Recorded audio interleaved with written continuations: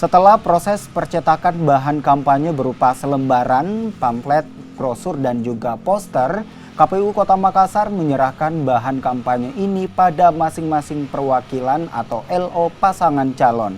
Para LO paslon akan menerima 4 jenis bahan kampanye sebanyak 55.500 unit lebih. Bahan kampanye ini nantinya dapat digunakan untuk sosialisasi pada masyarakat. Selain 55.000 bahan kampanye, KPU juga akan menyerahkan alat peraga kampanye setelah alat peraga kampanye tiba di kantor KPU Kota Makassar. Pertama itu untuk APK dan BK. BK akan kami serahkan semuanya hari ini. Kemudian APK itu kami serahkan bertahap. Kemarin sudah penyerahan baliho dan yang akan menyusul adalah umbul-umbul dan juga spanduk. Sebentar malam kami tunggu itu semua sudah datang dari pengiriman.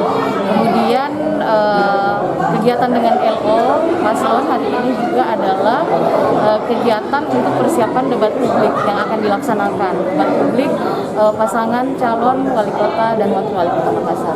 Untuk LO sendiri Kak, APK-nya ini untuk hari ini penyerahan apa sih? Ada leaflet, ada brosur, ada pamflet, ada selebaran. Ada yang untuk masing-masing paslon itu mendapatkan 55.500.